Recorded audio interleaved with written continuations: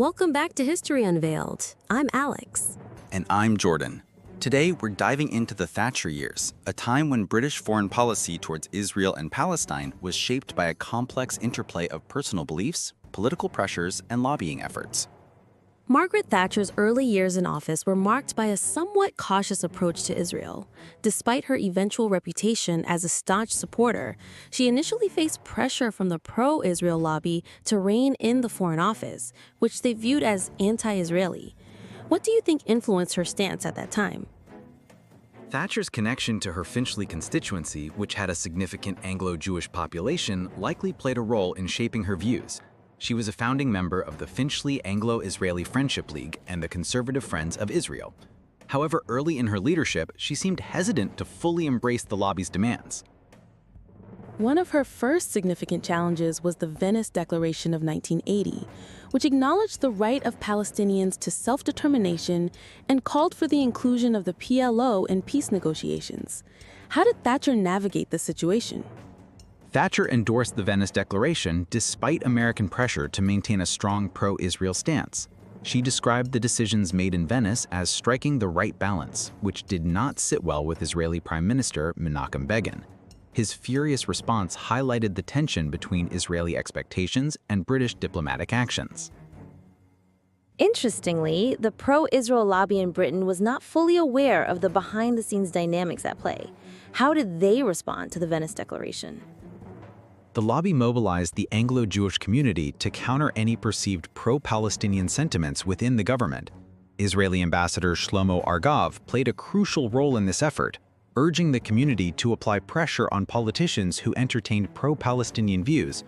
This marked a shift in how the lobby operated, equating criticism of Israel with anti-Semitism. Throughout her premiership, Thatcher maintained a generally pro-Israel orientation, but she was not afraid to criticize certain Israeli actions. For instance, after Israel bombed the Iraqi nuclear plant in 1981, she condemned it as a grave breach of international law. How did this reflect her pragmatic approach? Thatcher's criticisms were often pragmatic rather than ideological. She understood the importance of balancing her support for Israel with international law and public opinion. Her administration even imposed an arms embargo on Israel following the invasion of Lebanon in 1982, showing that while she supported Israel, she was also willing to hold it accountable. The Palestinian question. Thatcher's administration explored the possibility of a Palestinian state, but often framed it within a context that aligned with Israeli interests. What were some of the discussions happening within her government regarding Palestinian sovereignty? Discussions among Thatcher's close advisors revolved around creating a Palestinian entity akin to South African Bantustans, closely tied to Jordan. This approach reflected a fundamental misunderstanding of Palestinian aspirations and rights, reducing their struggle to a mere geopolitical calculation. While Thatcher's administration maintained a pro-Israel stance, civil society in Britain began shifting towards supporting Palestinian rights. How did this change manifest during the 1970s and 1980s? The 1970s and 1980s saw the significant rise in grassroots support for the Palestinian cause. This shift was partially in response to Israel's actions in the occupied territories and the growing visibility of Palestinian struggles.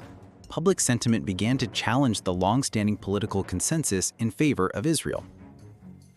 As we look back at the Thatcher years, it's clear that her administration navigated a complex landscape of political pressures, personal beliefs, and lobbying efforts. Absolutely. The interplay between political leadership and grassroots movements during this period highlights the evolving nature of British foreign policy towards Israel and Palestine. How can we draw lessons from this history to inform our current understanding of the Israeli-Palestinian conflict? Thank you for joining us for this insightful discussion. We hope you've gained a deeper understanding of the complexities of British politics during the Thatcher years. See you next time on History Unveiled.